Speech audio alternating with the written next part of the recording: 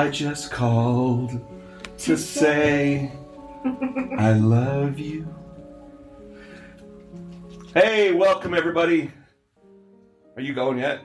Okay. You can cut off the stuff. You can't see the screen. I can. Yeah, see it. No, I can't see anything. I wanted to put it there, but I decided not to. I didn't bring my contacts, my X-ray contacts. So, hey everybody, welcome to the Paranormal Peeps Show. Not a peep show, but the Paranormal Peeps podcast, which is better than a peep show, for mostly. Maybe.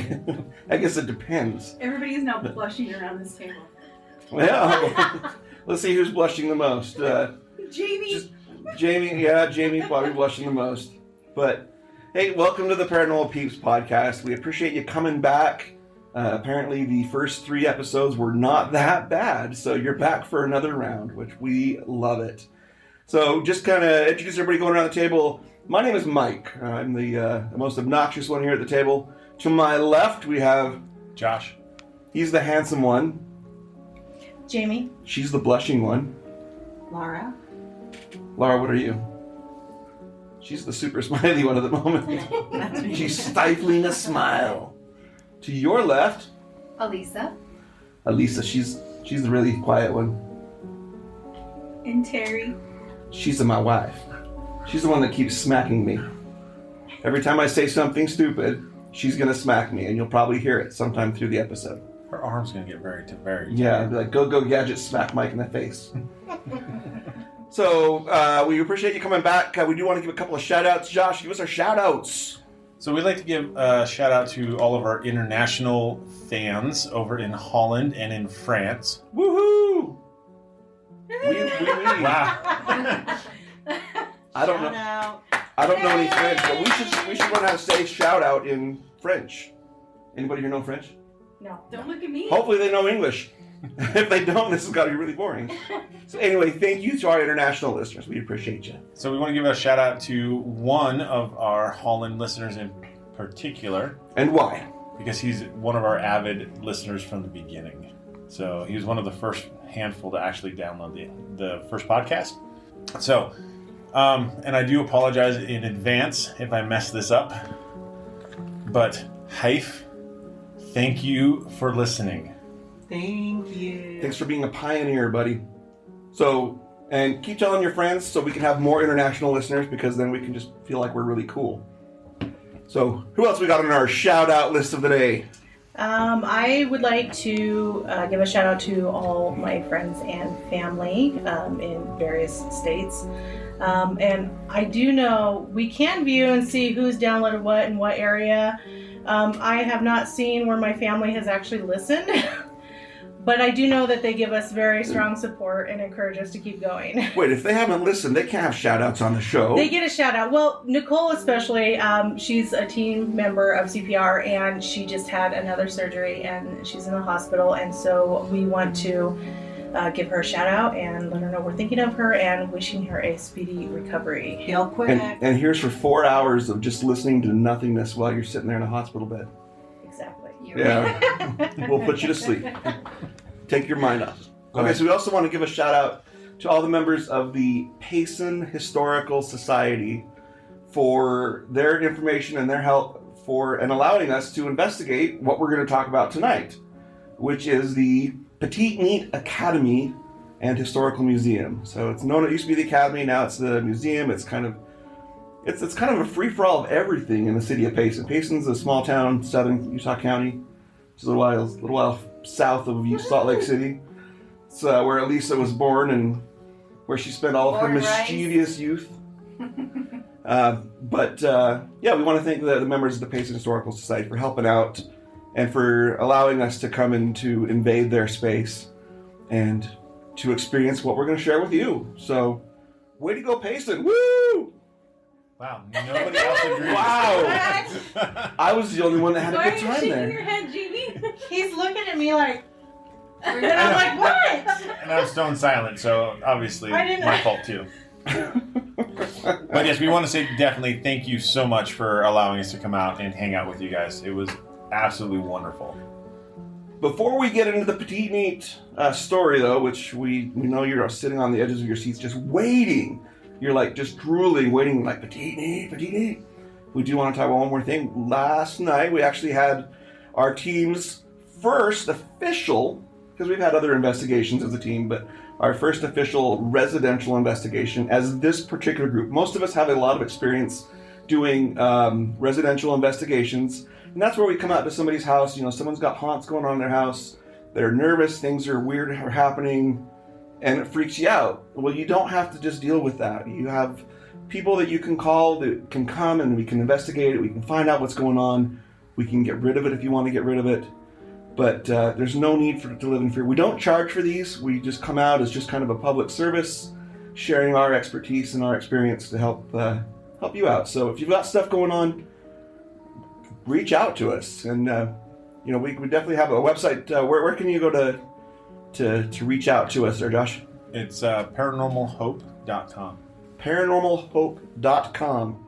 Let's talk about last night. So it was our first official residential. Who wants to go first? Well, I'll give a little backstory. So we got contacted by this lady, and she was having some issues in her house. Her son had gone into the master bedroom, was turning on a light, and while he was in there, he turned around and looked, and there were two shadow figures by the dresser. When they noticed that he saw them, they ran out of the room. And so in the one, I guess the part that really kind of shook them a little bit is it basically ran backwards and looked at him the whole way out. So that part was kind of scary in itself. And then on top of it, they have this closet, and they have a bunch of games and stuff in there. And one of their games was a Tetris Bop It. I know what a normal Bop It is. Not until last night I never seen a Tetris Bop It. But it would go off on its own in the closet. And a lot of times you think, well, that's like some vibration or anything like that. But when we actually looked at it up there, it was sitting on a flat shelf with nothing touching it. So the chances of it going off by itself, pretty low. Yeah. So that's a little bit of the fun backstory of that one. Okay, so yeah, we got there, and most of our team was there. Lisa wasn't able to come. We really missed her. Wah, wah, wah. but she was there in spirit. I wish I could have been there. That would've been But so since everybody was there, I want everybody to participate in this conversation here. So we got there, introduced ourselves, kind of heard about some of the story. One of the things that I thought was really interesting that she said was happening was that there was a picture that was on the wall that had been knocked off of the wall, but it didn't knock into the other things that were around it. Like it should have hit more things, and it didn't. And something like that happened at our house once as well. So that one really resonated with me because, we'd experienced that, and it definitely was something paranormal at our house. She had said that this particular picture had one of the big wires across the back and then the hooks, yet nothing was broken, nothing was disturbed. So that was one of the cool things that had happened. Laura, why don't you tell us what you found in the bedroom? Yeah, tell us, Laura. Well, I was out talking with the family about some deceased loved ones, and you guys actually found it before I went back there. Jamie and Josh are back there doing some stuff. Yeah, but I think it was all validated. I think I found the same thing everybody else found, and we were able to. There was an entity back there that we were able, through all of us, we just worked beautifully, teamwork, but we were able to identify as somebody from the building over that had committed suicide. Josh actually felt pain in the head, and we were able to determine that it was a gunshot to the head, suicide. And ironically, the space where this guy was at was that same spot where the son had seen these shadowy figures that had totally freaked him out. Yeah. So and we're back there in the same bathroom. And in fact, it was really cool. She actually had her son drew us a picture and like a little map of where he saw it. And it was like right there. And it was just kind of funny. Yeah. Yeah, I remember the part that was kind of cool though was when we were sitting there and we're talking with the homeowner in that bedroom, and there was a plastic garbage bag on the floor. It had some, I'm not sure, some stuff in it. I can't remember what was in there. But as we're sitting there talking and ignoring it, it actually moved the stuff in the bag, and you can hear the bag rustle. Yeah, that was cool. So that was neat. Yeah. he kept walking through me too. I could feel him walk through me, and I would get dizzy and lightheaded, and he was pacing, and he was enjoying that, Yeah. making me feel goofy. He was kind of a troublemaker. But he was ready to cross, and we were able to cross him at the end of the night. Yeah, and then I think the other part that was really cool, and unfortunately we didn't get it on any type of camera, but I did pull the boppet out of the closet and put it on the kitchen table, and we put a stick of selenite on it, and as soon as we did that, the thing went off. Oh, it started going crazy. What did it do, Terry? It just started making all the like noises, like when you turn the bopper on, and to like instructions on how to play. But the weird thing, I wish we would have gotten this on camera, because the three of us that were there was me and Mike and Jamie. And usually when a bop it, was like, you don't play with it, it says, I'm going to sleep. This thing said, I'm not going to sleep. All three of us heard it say not. That's scary. And it wasn't scary. It was awesome. Well, then even after it said that, it kept going. It didn't go to sleep. It just kept going. Yeah. And then it stopped, and not even like 5 seconds later, it came back on and started going crazy again. And we kind of got confirmation that it was really upset that we had put the selenite on it, and it was not happy having the selenite placed on it. So we actually ended up taking the batteries out of it. And then we staged it and told her to keep the batteries out of it. So We did catch it one time though on tape, We going did. off with nobody around us. Yeah, we did catch it going off, but we never caught it with it saying, I'm not going to sleep. So for all we know, for everything that we understand, when we left the house, it should be a lot lighter. And You could feel the difference in the house. Oh, yeah, you when we could. got The there family. you totally could. versus when we left. Even just the temperature, like in that master bedroom when you first walked in, it was kind of colder and it was heavier. Mm-hmm. And then it warmed up after things, and was just a lot lighter. And It was awesome. yeah, that's what it's about. That's why we like to do these things. We like to help other people, and like I said before, share our expertise, our knowledge, and if we can help them understand and not be afraid, and if we can help clear things out, and even help spirits to cross over that are stuck here, then that's what it's about. Yeah. That's why we enjoy what we do. So let's get into our actual investigation notes and some history about the school itself. So, for all of you who haven't been to Utah before, Payson is a city that's, like Mike said before, is south of Salt Lake City, and it was founded in 1850. 3 families showed up, and they showed up in covered wagons. They showed up in October. And then in November, 6 more families showed up. It's like the station wagons of the 1850s. They're deluxe. And then in December, 7 more families showed up. So in all, you had 16 families. So in 1851, so notice, unfortunately, they showed up in the winter. They couldn't do anything until the spring. So they're living in wagons in the winter here. With little food, whatever they would have brought in. There was no gathering that late in the season. And No, it would have been whatever they had left over when they crossed the plains. yeah, crazy. So in 1851, they built a small fort. Now, they ended up taking the logs off the river, of the creek. It's called Peteetneet Creek. It was so the fort was originally called Peteetneet after the local Indian chief. And then later in 1851, Brigham Young changed the name to Payson to actually honor the founding leader there, which is Paces. It was probably just easier to say too, and spell. And spell. And Like definitely if you're going to be like writing legislation to the city of Peteetneet or the Yeah. town, yeah, There's a lot of E's. It's almost like Mississippi.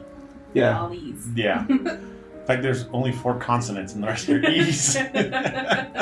But that's kind of what they did anyway. They come and they kind of Anglicized everything. That would be Yeah. awesome for Hangman. Oh, that would wouldn't it? So we'll fast forward a few years, down to 1897. At this point in time, the fort's kind of a hopping and bopping place. They have 4 schools already in place, and they're each on the 4 corners of the fort. They realize that all these schools are overloaded. They need something to do, some place to put more people. So they came up with this idea to build a new school to house all the grades from 1 through 8. And Helicopter? Oh, okay. yeah.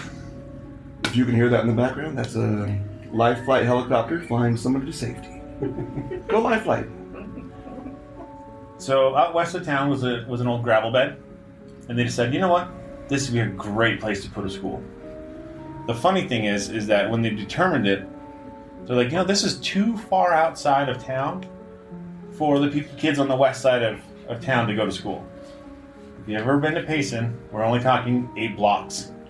This is not that far. But it was uphill both ways, and when it snowed, because this is Utah, you get the picture. Barefoot, yeah. Since there were no buses, yeah, that was an issue. Yeah. This is real life problems here, come on. Actually, the first buses that they used were actually horse-drawn carts. Well, obviously. So in 1902, they completed the building, and it opened it up to the first set of students. So in 1905, they added 9th graders. So now they've got 1st through 9th in this school. In 36, they added a hot lunch program, which, growing up, we were all used to having hot lunch at school. Most of us, unless you brought sandwiches or something. So up until then, they didn't actually have anything. And it's actually a really cool building, too. It's like a 3-story building that they built. It was 3-story stone and brick structure designed by in a Victorian Romanesque style. So if you're visualizing it, you can Google it, which we love Google because it helps things, but kind of visualize as we're talking about it. Visualize this in your head. It's this big structure, has a big belfry on top. Looks kind of creepy now. The interesting thing is the belfry didn't have a bell in it when it was first created.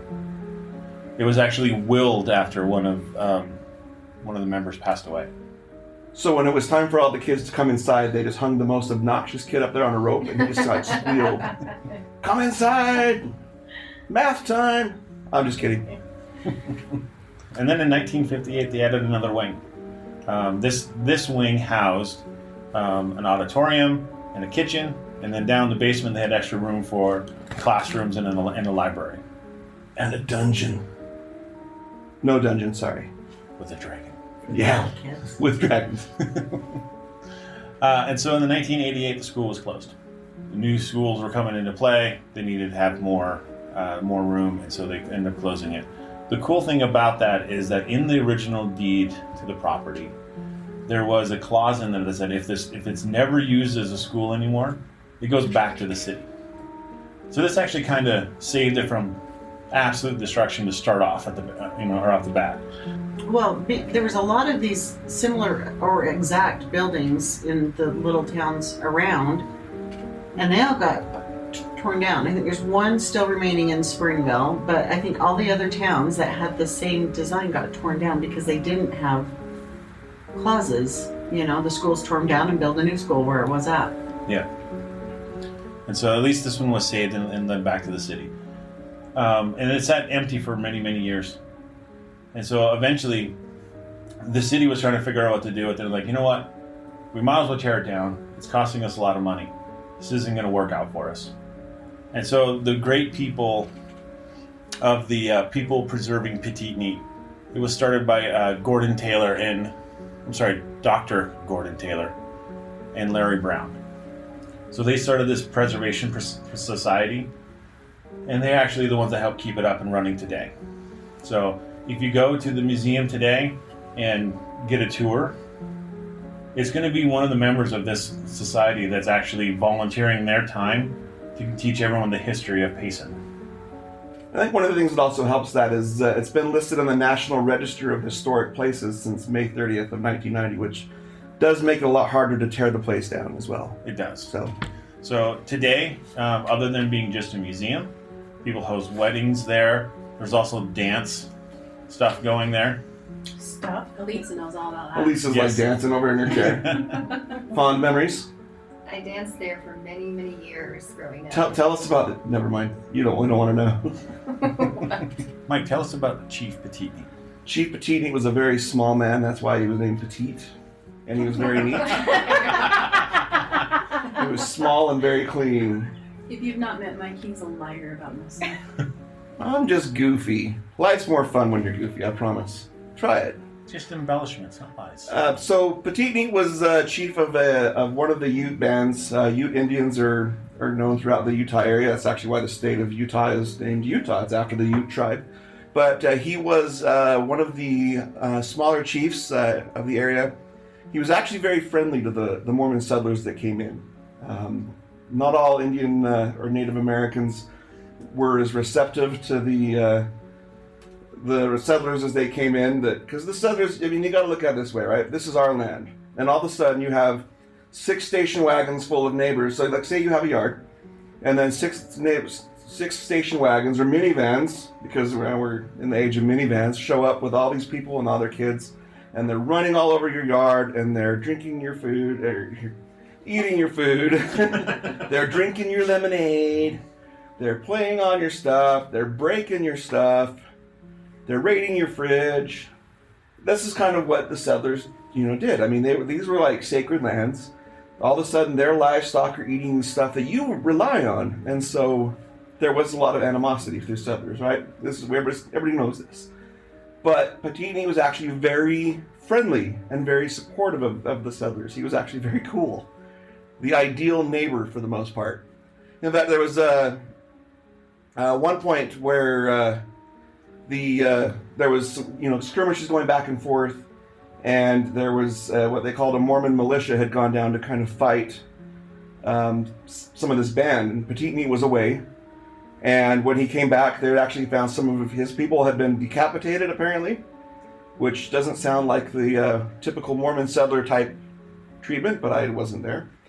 But anyway, he actually went to the fort and kind of raised the stink, but was actually let it go over. It was kind of...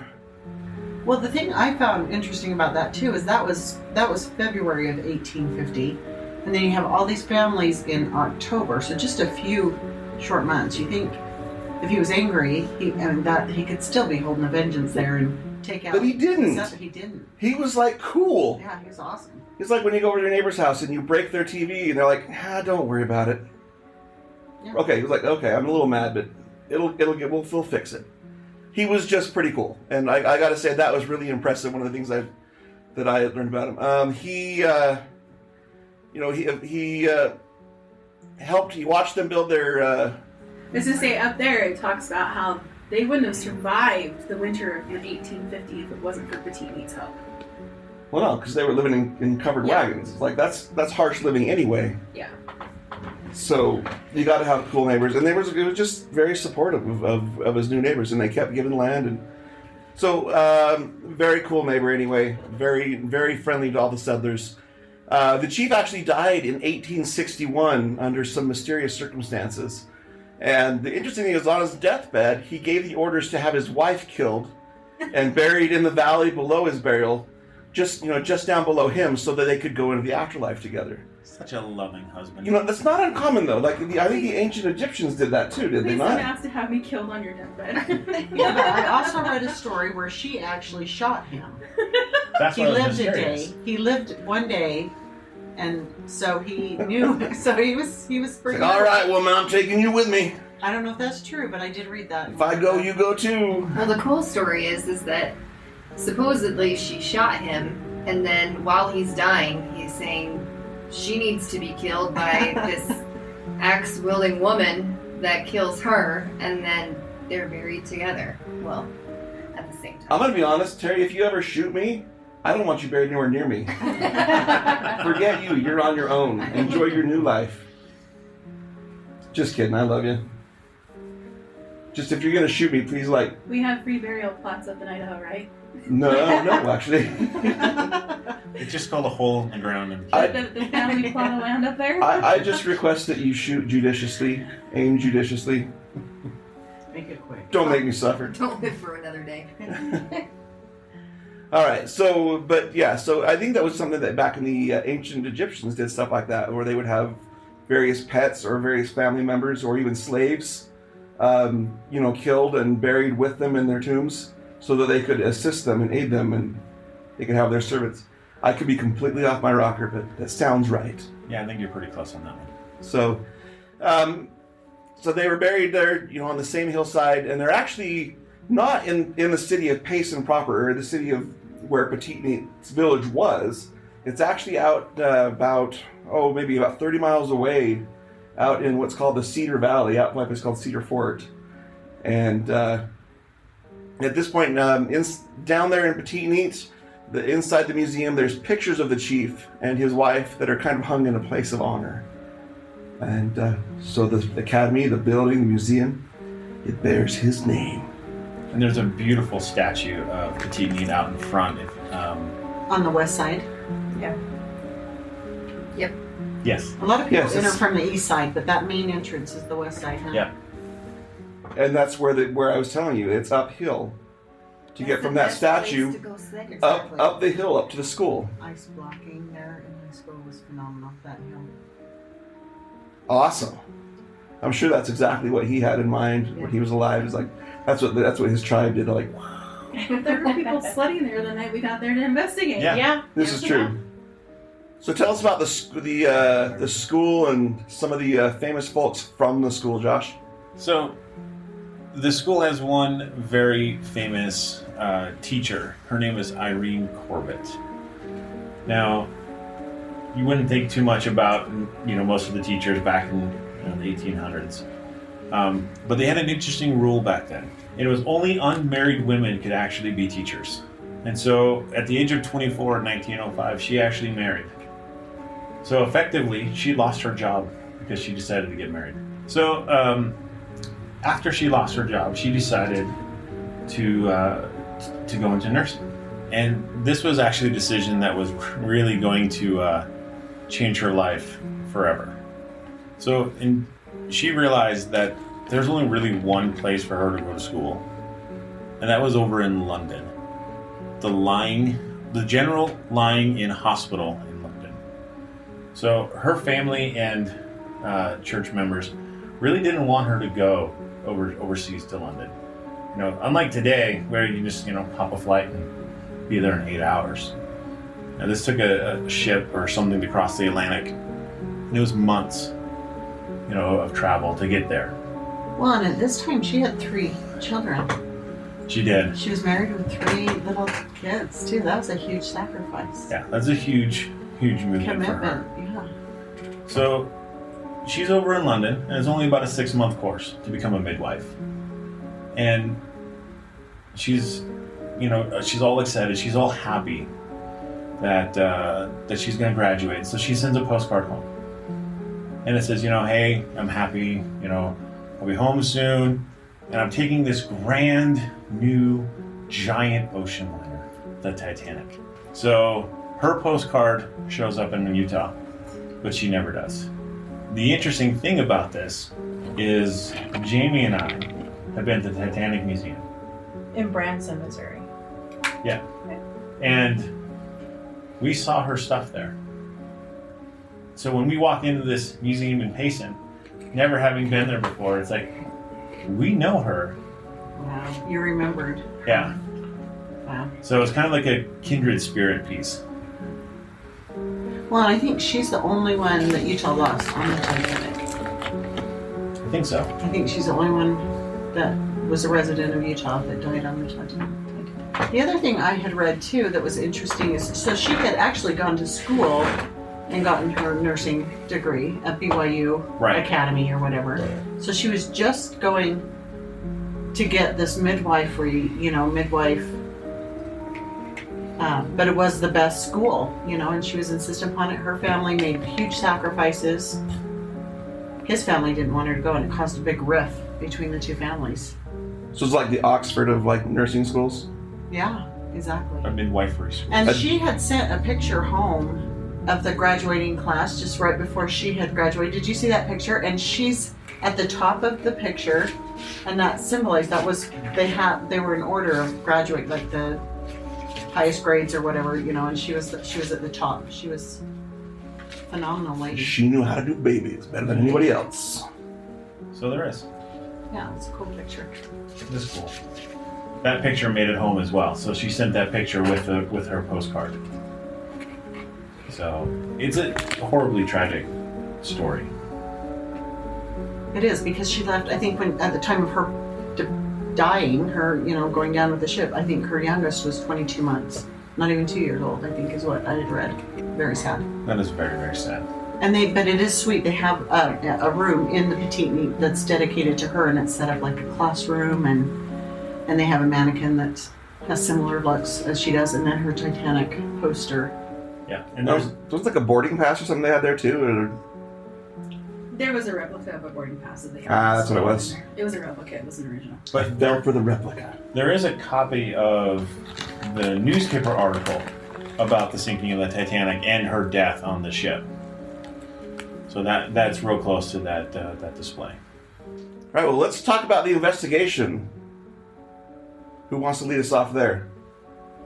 We had the coolest guy that There we go. from the society, because they have somebody come and sit with you, and we had the most awesome gentleman. He was very helpful and just cute guy. Good stories. We went and we set up in the.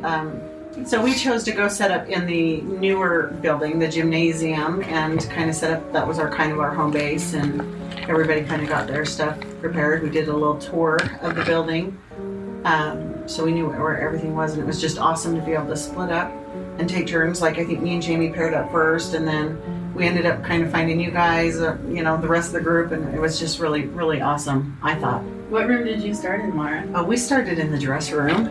Amazing room. What happened in the dressing room? Awesome. What's in the dressing room? First of all, what do you if you walk in the dressing room down there?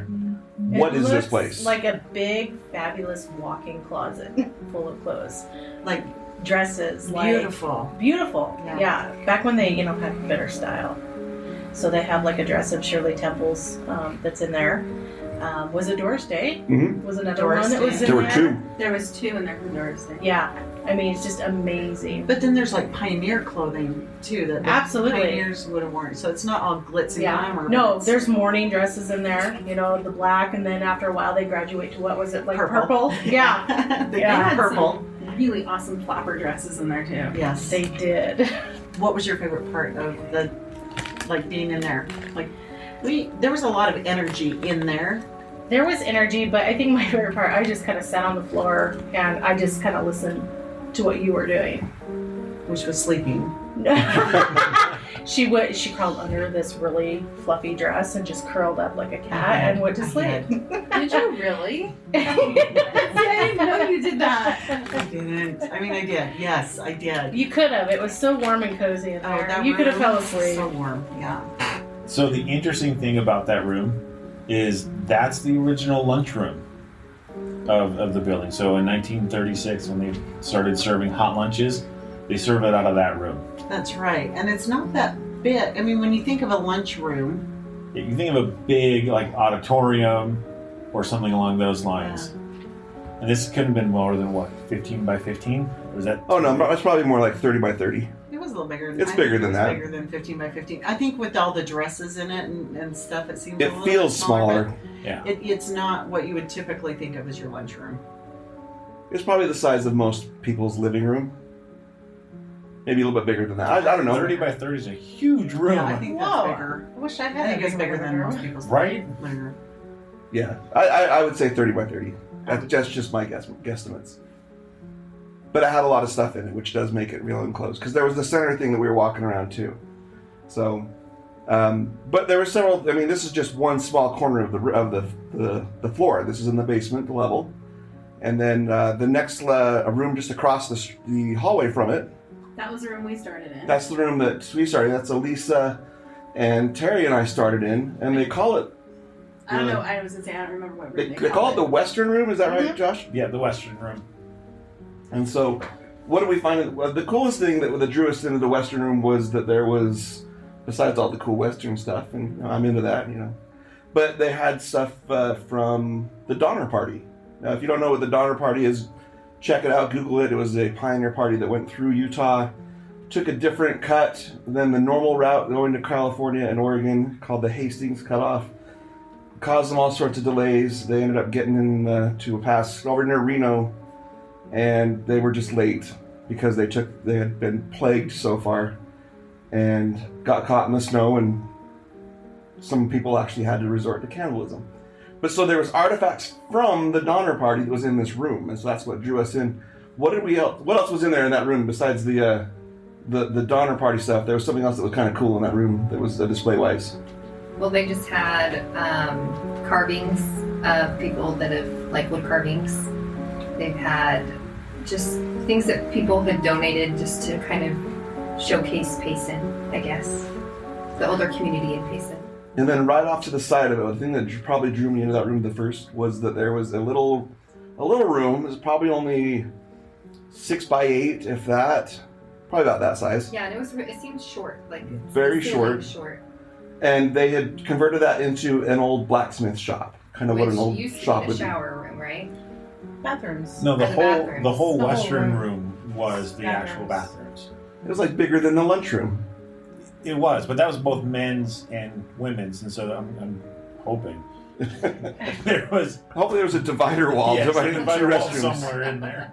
So in this, so we were in there in this room. Do you want me to keep talking about it? Or? Oh, so in this room, I don't actually really remember what was in the room. It's just what I felt in the room. So when I walked into the room, it was just like, ugh, something creepy and dark just feels in here. Something that's like angry or just ornery. So, and it felt like it was a male.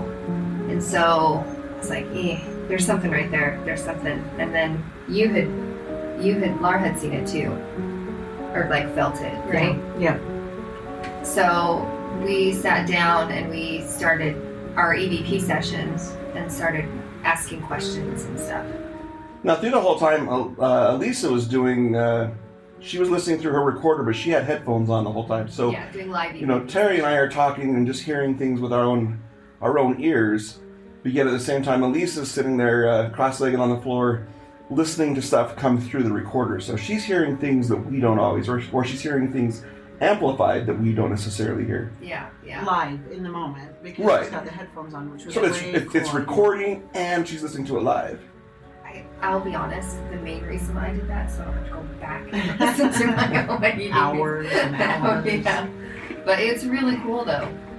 Okay, well, so the first contact with the spirit that we had down there was a lady named Haley, right? Mm-hmm.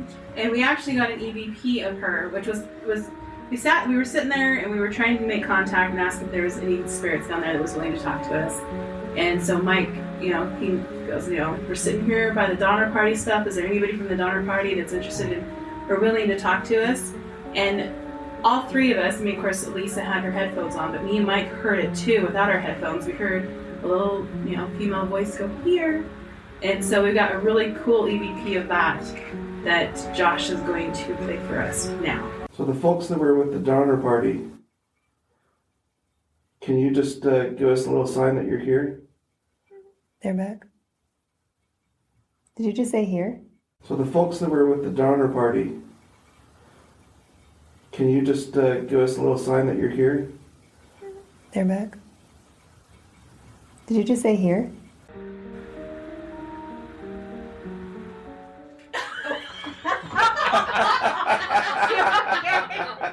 That's a microphone.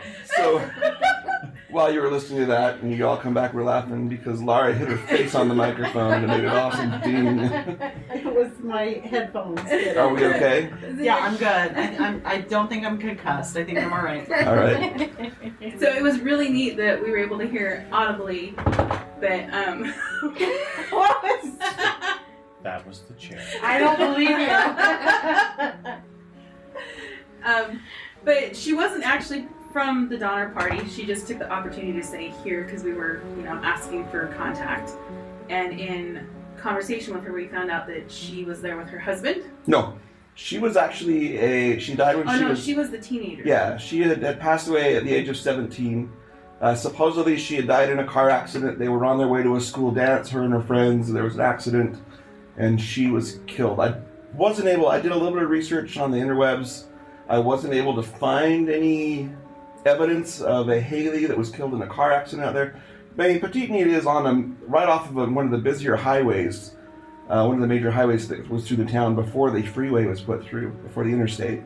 And so there is a busy road out there, and it would make sense that there were accidents out there a lot, especially when you get teenage drivers. No offense, teenage drivers. I'm about to have one here within the next year. But but she said that she had been killed in a car accident and was on her way to a dance. And so we talked about her missing the dance and the excitement of going to the dance. And Terry and Elisa really, I don't know, she felt there was like a connection there because of that. So, but she was actually really cool, very positive. And we started talking to her about the other spirit that was down at the overwhelming presence was the older gentleman that was in the blacksmith shop area. He was the one that had that heavier feel to him. You guys described him kind of like a crusty old man, right? Yeah, he was nasty, gross, crude, drunk. Like, he was just not well kept. Like, he just was a mess. I'm imagining him in my head kind of like a really crusty, Stinky Pete from the was it Toy Story? Yeah. Yes. Yeah. That's The kind of a prospector looking type of thing with the grizzly beard and just like, missing teeth or rotting teeth and just. Yeah, he was a rough character. Yeah. So he was a lot of fun though, and so we were talking with Hallie about him, or at least the girl, she said her name was Hallie, and we got that his name was Charles, right? It was Charles. I called him Chuck or Chucky just because, just to work with him or tease him or piss him off or whatever. And that's where we got probably the coolest of the EVPs. I was asking if they ever, what did I ask? If they ever talked to him, or if they ever include him in their conversations. What was it exactly? Do you remember, Jerry? You were kind of asking if they ever talked to him or something, and then you kind of said, no, they're not going to talk to him. Because at this time I was also using my dowsing rods, and so I was getting the answers, and so I said no, because the rods indicated that he'd said no. And then Elisa heard, we didn't hear it live, but Elisa heard it through her headphones, and she's like, oh my gosh, did you guys just hear this? I'm like, what? And so this is what do you want to introduce it? Or you want to just play it? We can just play it.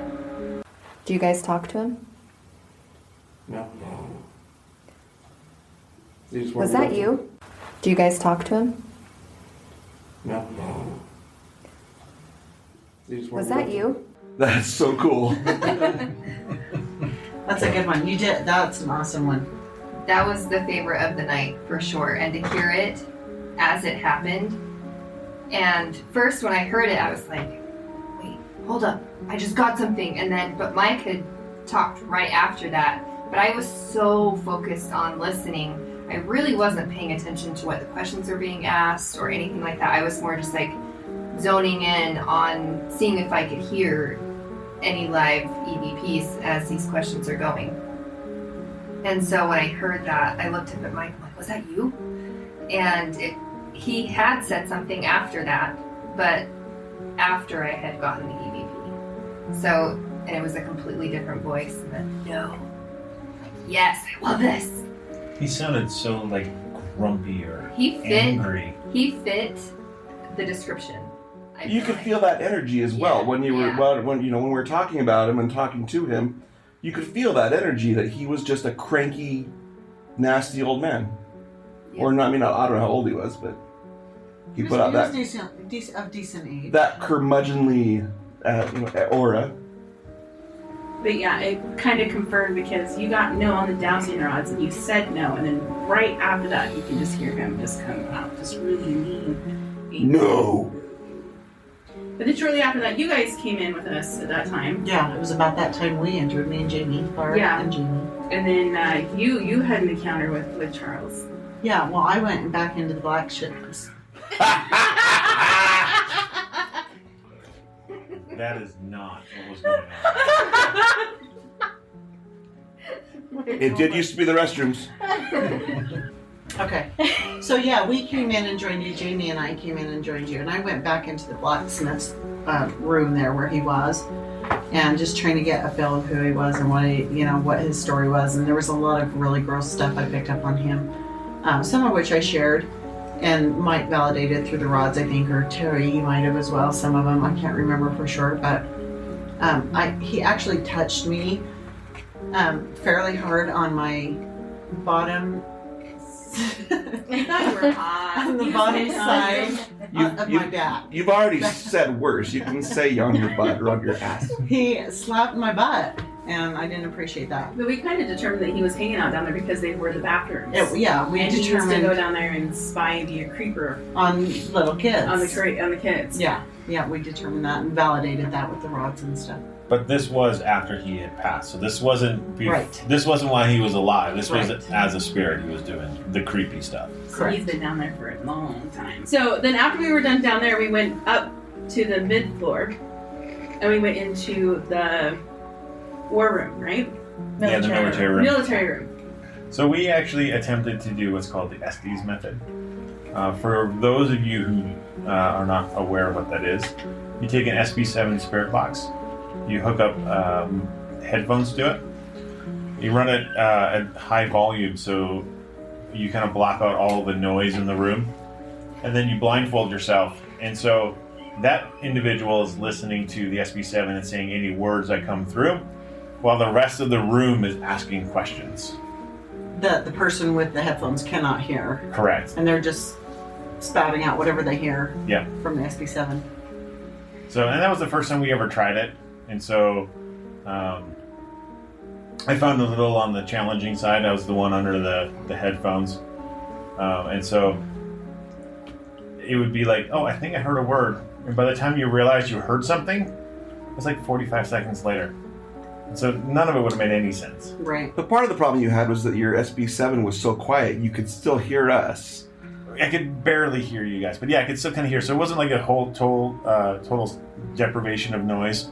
And we had the SB7 cranked all the way up. And we were trying to whisper, but we're not very quiet people.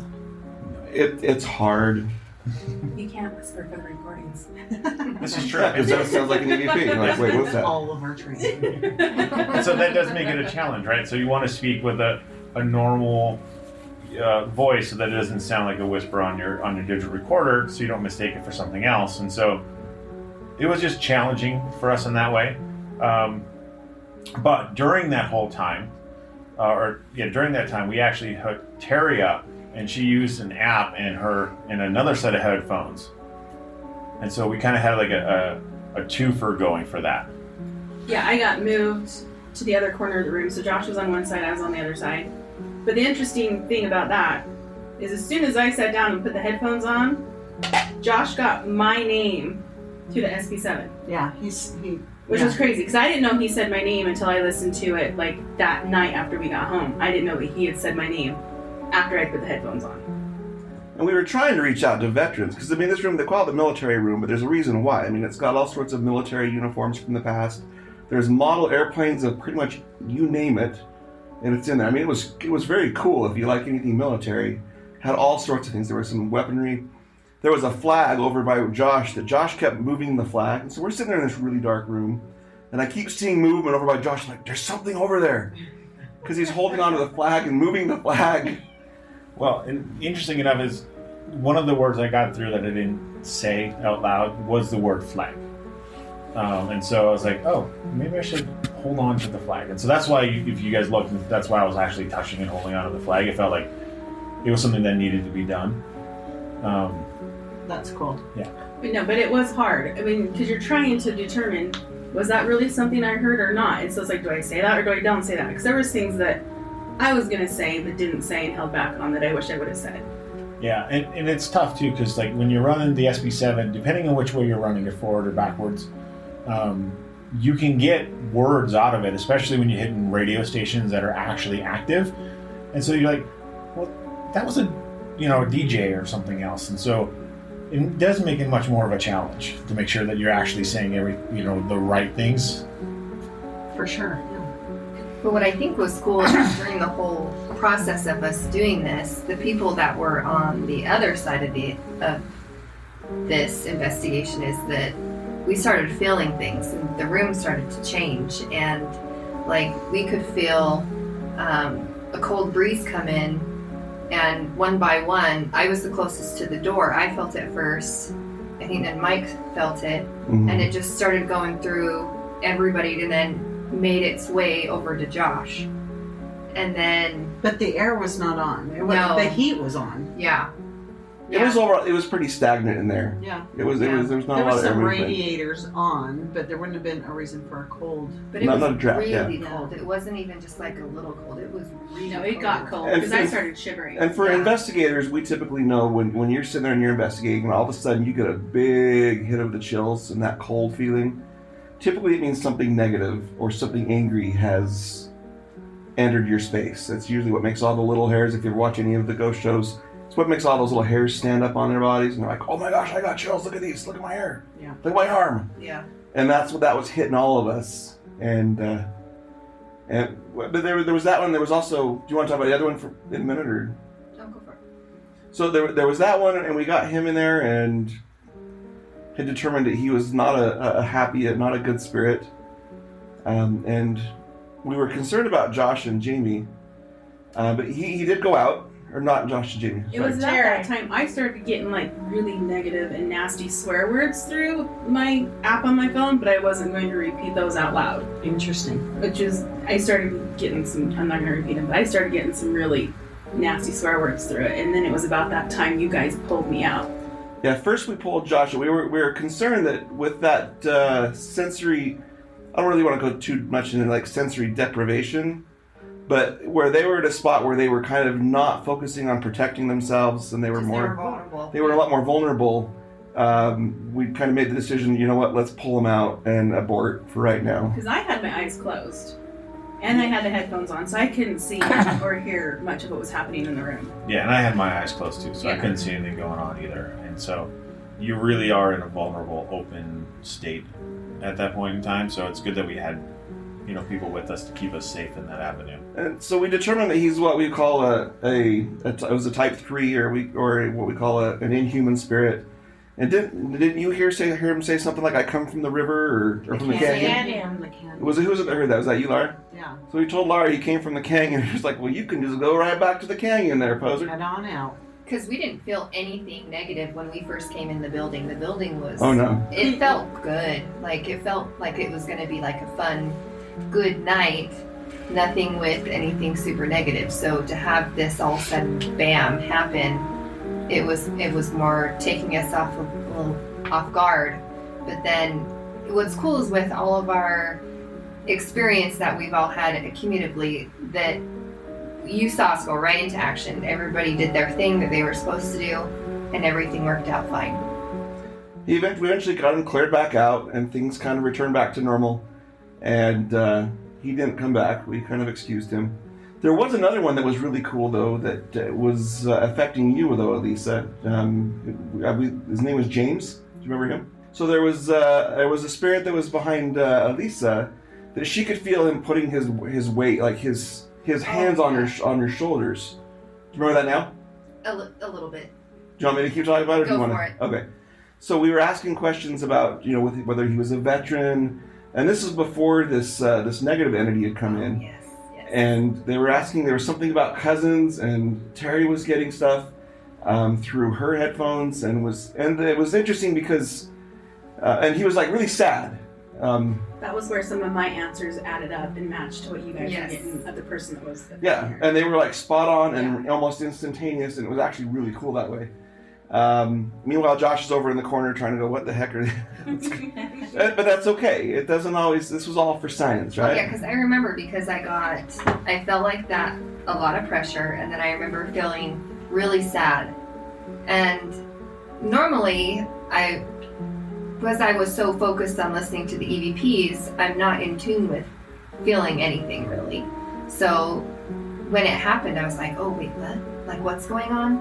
And it started to affect me a little bit, and it was really cool that Terry had gotten things that just matched up. Like one of them was like, "Help him."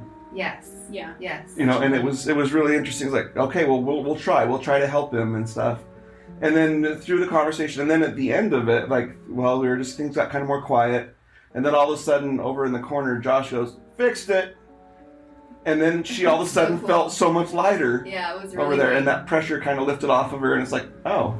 Have you listened to what happened in that room, Josh? Not yet. You need to go listen to it, because there were things that you said that added up. There were sometimes where me and you both said some of the same things. There was absolutely. Oh, that's really cool. Yeah, you need to go back and actually listen because Mike played it for me off of his recording later Were that you- night when we got home. Were you video recording it? Yeah, Josh? it's we got a video recording of all of it. So Yeah, you should go listen to it because We- it was really cool. Not everything made sense, No. Not all of it added but up. some of it did.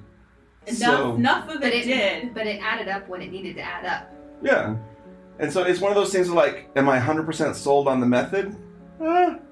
I want to give it some more. We need to Right. do it again. We need Yeah. to do it Cool. more. It We was need to cool, keep trying but it. So, the theory behind the SE's method, and this is part of the, I want to say, cautionary tale of doing this thing, is you end up becoming the antenna for the SB7, and so you're being used to actually generate the information, and so it is something that is, I want to say dangerous, but it's something that you definitely need to be cautious about. never do it alone. Always have somebody there with you. Absolutely, you should never investigate alone. And don't do this unless you're experienced. Absolutely agree.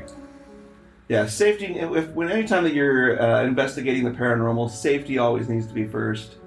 And there are some things it can go sideways real fast if you're not prepared for that. And so that's why we had several of us in the room. And you know, when you were in there, I know sometimes with this method, people will say that they felt like it was like a 10-minute thing. It's like, no, that was like 2 hours, man. Did you feel like that at all? Like it was only a brief amount of time that was actually much longer? Yeah, it didn't feel like we were doing it very long. I have no idea how long that we were actually doing that for. It was a while. Almost an hour. You kind of came out, and then we did it again. Wasn't there a break in between a little bit? Yeah, we stopped him at Short one break, point, yeah. and then that was when we put me in with him. Okay. Yeah, because we pulled him out and said, "Hey, we're going to do this," so he knew what was going on. But That's right. because when he first went in, he didn't say anything. We're like, I know. "Are you hearing anything? Well, and What's that's going on?" and that's when we were running the SB7 forwards. Yeah, And so the reason why I didn't say a whole lot, and that's when I got flagged the first time in those pieces. But the reason why I didn't say a whole lot then is because when you're running forward, you're cycling at a rate that's not super fast, and so you'll pick up on like DJs and other ads and stuff like that. So it was really tough to try to determine what was coming through. And so then after we put Terry on the app and the headphones, I switched to go backwards. Because Right. I feel like it's more accurate backwards. It's like you'll hear spirits more than you'll hear DJs. right. It makes sense. Yeah, Yeah. because I would prefer using it backwards than forwards. Yeah, I like it backwards. and I I don't know, just don't like it at all. I don't That know. noise. I don't like the noise. it's actually not, when you have headphones on, it's not as bad. It doesn't seem to be as bad, but then again, it's not as loud either. Yeah. And so the next time we do, we just have to find a way to amplify that Because sound. when you're not using headphones, you're using an external speaker, Yeah. which is loud. It's very That loud. makes sense. Which is, I think, what took me by surprise is because when we normally run an external speaker, it's deafening. Like you lose all it's the rest annoying. of your senses. Yeah. And so I was like, okay, I'm getting ready to hear just this loud, awful cycling, and it just wasn't that way. Interesting. So we tried that. We also tried a different experiment that Josh wanted to do. I think at this point, after we finished with that, I think Laura, you left, and I think Elisa left, and Terry, I don't know if you left. We were there for a short period of it at the beginning, and But then we did end up. He wanted to see how it would work with dowsing rods. If I'm holding the dowsing rods, which tends to be one of my things that I'm actually really good with. It works well for me. So his theory was he wanted to see how it was if I was holding the rods, but if I couldn't hear the questions, to see kind of how the answers worked. And so I put on the Spotify and I'm listening, jamming to music, and they could hear my music. It was very I loud. was yeah. out in the hall His music. trying to keep yuckies from entering the room again, and I could hear them out in the. Yeah, his But it kept me from hearing anything you guys said, which I figured was my point. Yeah, and that part it did work. So, and I don't know if there was anything. It sounds like there were some where it answered legitimate, and then other times it was just going all over the place. And I don't know. It was just, again, I'm kind of inconclusive on that one. I think we need to do it again, though. Yeah, and I think that one was interesting too, because the reason why we did it that way is there's a theory out there that when you're using dowsing rods, the individual using the rods can potentially predispose an answer based upon how they feel about whatever topic or piece that you're discussing. And so Expand on that. So, for example, if you're asking a question that you already have a predisposition for, like, is football great? Or I played football, so obviously the answer is probably going to be is football better than hockey? close. Well, maybe I wouldn't go that far. No. So, or if Terry's asking a question, Mike's more inclined to agree with her because that's his wife, or right. some things like that. It could be Right, a lot of exactly. And so, or in the sense where the other part too is a slight movement of your hand can actually make the rods move and can cause that type of positive or negative response. And so, figure that if we block out the rod user from actually being able to hear the questions, we can see what type of actual responses we get. And so we did get yes and no answers according to the questions that we asked. I know there were times where it was just pointing off to like the left. There's another point where it was like spread all the way out and pushing all the way back, and I'm just like, I have no idea what's going on. Wow. But, and then that goes into, and that was part of the fun of it, was just trying to figure out how it would work. Personally, I have a theory with dowsing rods where, and this goes, maybe this is going off track too much, but with dowsing rods, so we all have a spirit inside us, right? And so spirits can communicate with the spirit that's inside of my body. And I notice a lot of time when I ask a question, I will hear the answer in my head as it's either right before or right as the rods do their thing. And so I'm not sure whether the spirits actually move the rods, if the spirits move my hands, if the spirits tell my body what to do and I subconsciously do it. I'm not 100% sure on that. I know that Terry feels energy though, like when they do things to the rods. Well, yeah, I can tell when spirits change on the dowsing rods by the energy that comes through them. So I know when I'm talking to one of my spirit guides versus a spirit that's in the room. But I have also had it where a question is asked and I have an answer in my head, like yes, but then the dowsing rods say no. So I've had it the opposite of what I had in my mind too. So that goes to show that I'm not moving the rods thinking my answer. And that's why we wanted to experiment with that, just kind of see what things answered. Terry and I have also had experiences where we're holding the rods and there's a spirit that's actually tugging on the rods. And that's not something that my body is going to, do with my hands. This sensation of, it's kind of like if you imagine having a fishing pole out in the lake. No, I've actually even had it where there have been spirits fighting over the dowsing rods. Mm-hmm. And so they're going this way and then they're going this way. I'm like, okay, between the two of you, one of you got to let go and let one of you talk and then we can take turns. Right. So I've even felt that where they've been fighting over the dowsing rods because both of them are so eager to talk. Wow. Right. What I was talking about with the fishing poles though is like if you had a fishing pole out in the lake and you see the bobber sitting there and then you see the tip of the pole gets tugged and it goes down and you know that you've got a bite. There's one particular spirit out in the Benson gristmill that's done Yeah, it with we us. talked about him in the first episode. So Oh, did go we? back and listen. Yeah, go back to Because episode I 1. talk about it in one of my experiences. And so, that's not going to be me, or my subconscious that's making those tugging feelings, because It's not a natural. it was wild. Yeah, It was cool. It's not a natural feeling or a natural action. So, point is, we need to do it some more. Yeah, we'll be doing Absolutely. these again Absolutely. on our next investigation for sure. This is what we call science and investigating.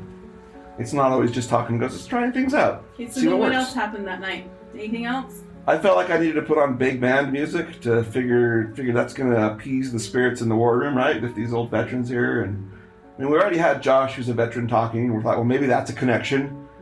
And I don't know if that necessarily struck a chord with any of them or not. I don't know. I guess that's a good question. And I still haven't gone back through and listened to the audio that we were running, and so I'm not sure if we caught anything in that avenue or not. So then I started playing like the Chattanooga Choo Choo off my phone in the room, and it was loud enough. I'm like, all right, if you want me to keep playing this, I want you to cross the rods, or I want you to. We actually had a REM pod set up in the room as well. I was like, I want you to go touch that antenna and make the light go off. No, so we. I was trying to see if I could trigger them or entice them to go touch the antenna on the REM pod, make it light up. Because it's my new toy that we just got for Christmas, and I want to see it work. And I was like, okay, if you want me to turn this off, go touch the REM putter. And then it's like, okay, well, if you want me to keep it on, go touch it. Turn it on. And no responses. I don't think they liked it. I don't know. Maybe they were more like REM fans or, Spice Girls. I don't know. Apparently they weren't attached to the big band music. So after that, we kind of closed up shop in there. We were running short on time. There was other rooms we wanted to go investigate. Well, Lisa and I went down to the dirt room in the basement. So we went down there, and so it's dirt, gravel down in the basement, and we kind of had to go under some pipes and go all the way back down in there. And it was really loud because we were down there by all the pipes and the furnace and everything. And Lisa had her headphones on, and so she was sitting there just listening. It was really quiet, just the two of us down there. I don't think anybody else was down on that bottom floor. Just the two of us were down there. And after a few minutes, she's like, Terry, you need to listen to this. She hands me her headphones. And I put her headphones on and then sitting there listening for a minute. And I can hear somebody's crying. So I take my headphones off and I'm like, it sounds like somebody's crying. And Lisa's like, right? So, she didn't even tell me what she had heard. And then I put the headphones on and I could hear it. So somebody down there was crying.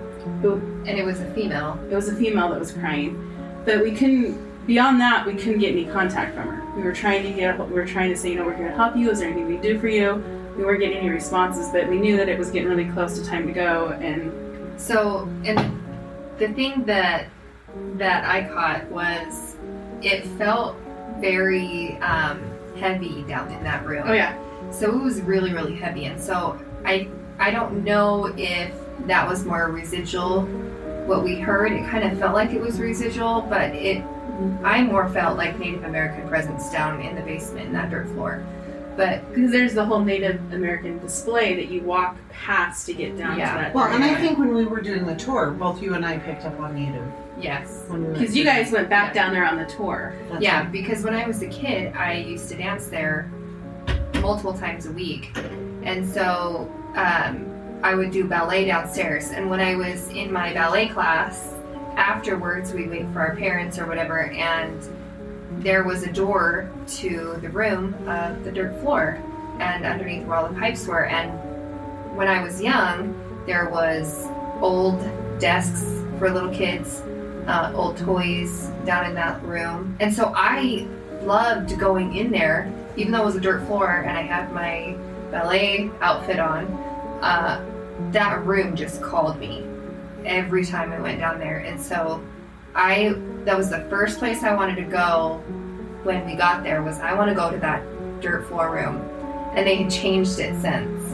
So it wasn't the same anymore, but I was hoping those items would still be there, but they weren't. But it still felt that, that heavy feeling. Yeah, the further we went back, you could definitely feel the heavier it got. But the interesting thing is, as we were getting ready to leave, we're like, okay, well, we're going, if you need anything, we can come back to help you or whatever. But then right as we were getting ready to leave, we hadn't moved yet, we were still standing still, we heard a rock get thrown. Mm-hmm. And didn't see it, but we definitely heard it. And I knew, the sound was from our left. Yeah, it was from our left, kind of down. It sounded like it hit the wall and then dropped to the floor. So did that come through on your recording? I don't know. I didn't go back to listen to that. It'd be interesting if it came through the recording. But yeah, it was really interesting to have that rock thrown, and we're like, okay, it's time to go. Time to go. That's the sign. So while you guys were down there, Josh and Jamie and I went across the hall from the war room into a room that had a whole bunch of old typewriters and cameras and stuff like that in there. There was an old switchboard. Yeah, there's an old operator switchboard. And so if you've never seen one of those before, it's the old mechanical ones where someone the operator would sit there and pull a cord up and then plug it into whatever connection port that they were going to do. And so we took our very, very first tour there. We had a wonderful city employee that gave us a tour through, Jamie and I. And we asked, when you're giving tours to kids, do they even know what that is? And no one knows. None of the younger generation knows. They don't even know how to use a rotary phone. Well, that's true. And there's a rotary dial on that thing too. So you just know it's like that was how they used to text people back in the day. Like, oh, I get it. Okay. So we were trying to now. Jamie's brother Stacy was there with us as well. He's another member of the team that was investigating, and he had indicated that they had felt a presence over there earlier in the night in that room, and so that's kind of why we went in there. And again, it was pretty mellow in there. I mean, to use the word "dead" in a non-pun is kind of how it was. They had said that they'd heard a hiss in there. They wanted to hear the hiss. They were hearing like metal on metal, like if you were taking a knife and sharpening it, or using like a whetstone, or like those, as they described it, or as Stacy described it, one of those metal rods like you would for a chef, like the butcher's block. You know, you're running metal on metal. So that's what they said that they were hearing over in this one corner. So we wanted to go in there and check it out and verify. And the cool thing was, we heard it too, and we were able to debunk it. Because not everything about ghost hunting is ghosts. I mean, that's what we wanted to debunk it. And so we determined that it was actually one of the old school heaters that was coming on. And it was actually the sound that made when the steam coming through it or whatever. But it was the sound of the radiator. Yeah, we were able to debunk it, which was really cool because it's nice to be able to debunk things, that we don't always understand. Yeah, but we did end up coming in contact with a spirit there. Mm-hmm. She was kind of hiding out in the back, I guess it'd be the back right corner. That'd be the southwest corner, the northwest corner of the building. And that's kind of where Josh would happen to be standing. He tends to bring out the spirits. They tend to like him, I guess. I guess so. But there was a little bench over there, and he was able to sit down, and she didn't really want to talk much at first, but then we kind of coerced her into it. Yeah, and she actually came and sat down next to you. She did, and you could, I was sitting on the right side of the bench, and so I was like, hey, if you want, you just come sit down at the bench next to me, and you can just get this feeling that there was someone else there. Like, I got a little fuzzy, and my left arm kind of went a little cold. And so you could kind of feel that there was another presence there on the bench. And then that's when we were able to actually start talking with her. And she was actually very pleasant. In my head, in my mind's eye, I was imagining a short, kind of pudgy little lady, maybe Hispanic or Native American, or half-breed, but hair kind of up in a bun, and just very happy and just pleasant. And she had a really good energy about her. She did. We did ask if she was attached to anything in the room, and kind of working through the questions and whatnot, we determined that she, and with the dowsing rods, that she was attached to something in a case that was over here just in the wall, just by Josh, right where Josh was sitting. So we went over there, and it's like, are you attached to this? No. To this? No. And we determined that there was a drum. Yeah, it was a drum, and it was a prize that she won for like an essay contest, like first grade essay contest.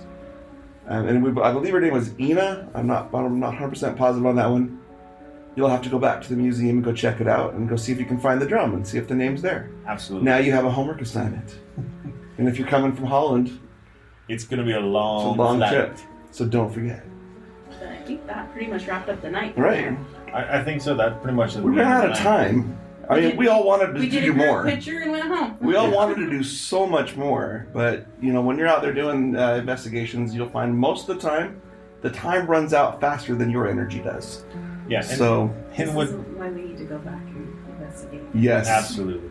And the funny thing is too, is even after a 12-hour investigation, you realize that you still want to be there and do more. So that's how we know we love this. Absolutely, which is really neat because our next investigation is going to be 2 days. Woo. Not today. So excited. 2 days long. 2 days long. And we get to sleep there. 2 sleeps. Yes. It's 2 sleeps. So our next big investigation for CPR is going to be at the Old Idaho State Tuberculosis Clinic or Hospital. In Gooding, Idaho? In Gooding, Idaho. So we do have our story of the week. What we're trying to do is we're trying to get our listeners to kind of interact with us a little bit by sharing any strange paranormal experience that they've had or their questions. And so we reached out and told people, to submit their stories, and if we chose theirs, then we were going to send them a window cling. And this was like on Facebook or? This is on the Paranormal Peeps podcast as well as the CPR group and page. So these are on Facebooks? Yes. Okay. This week's story comes from Lisa. Thanks, Lisa. Hi, Lisa. Hi. We want to say thank you for sharing your story. So she says, I grew up in a haunted house. We could hear knocking coming from the walls. All of my friends were afraid to come over. We sometimes would see the lady hanging as she hung herself in my brother's room. So definitely kind of terrifying. That would be scary. That would be so creepy to see as a child. Yeah. Well, thanks for sharing, Lisa. Josh, did you not reach out and kind of ask her some follow-up questions to kind of elaborate on this? And I believe she answered you, right? What were her responses and what did you ask? Yeah, I want more than just that. That's kind of like, So I got some more clarification from her. This is so she saw these things when she was actually quite young. Probably 6, 7 years old.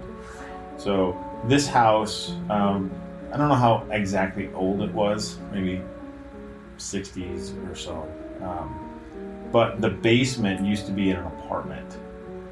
So there was a kitchen area and then some bedrooms and stuff like that. And so this lady, older lady, so she said probably 60s, 70s, she lived downstairs in that basement.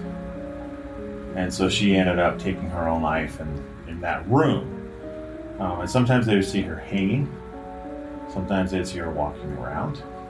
So it was an actual hanging. It was actually somebody that had committed suicide, and then she would see images or see a spirit hanging. Correct. Okay, so that's more creepy than. Yeah, it's actually quite creepy. So. Well, cool. Well, that kind of leads to the point of if you have stuff you want to share with us, if you have questions, if you have feedback, if the show sucks, keep it to yourself. But if you like our show, tell us about it. Tell us what you like. Tell us what things you would love to hear about. If you have topics you want us to talk about, Like and review us. We'll read your review. Absolutely. Doesn't mean if you suggest something, doesn't mean we're gonna do what you suggest. But We could try and do it. and we may or may not share your story, but we want to make you guys happy. We want our listeners to feel involved with this podcast. We want you to be able to enjoy it and tell all your friends, tell your family, tell your coworkers, tell your neighbors, tell the guy down that works at the 7-Eleven down the street. Tell everybody about this podcast and where you can find us. Terry, tell us where on Instagram can you find us? You can find us on Instagram at coldspot_paranormal_research. One more time. coldspot_paranormal_research. So That's on Instagram. Now, if you're an old person like me and uses Facebook still, because Facebook's apparently on its way out, where on Facebook, Josh? What's our Facebook pages? So we have the Paranormal Peeps podcast group. It is a public group, so you can come and join us. You can find us also on Cold Spot Paranormal Research group and page. Okay, then we're also we have a YouTube page. We do. Our YouTube channel is Cold Spot Paranormal Research. You can find us there. We will be posting a video of our Peteetneet investigation on there. I think right now there's 4 videos on there. Correct. Or 3 or 4, and I was watching one the other day. This was before I was part of the team, but they did a trip to Waverly Hills, and it's just a picture montage, like a collage of pictures, set to Holiday Road by Lindsey Buckingham, and I loved it. And I can't wait to do a road trip so that I can be part of this. So, and then lastly, we have our website, and this is where you can reach out to us if you have something going on in your home, if there's something you want us to come and check out, and if you're in the Wasatch Front area, then reach out, and we'd be happy to help out if we can. And what's that, Josh? That is paranormalhope.com. All right. So check those out. If you have any questions, reach out. Otherwise, we've taken up enough of your time. Go do something productive with your life. Stay ghosty, my peeps. Adios, muchachos.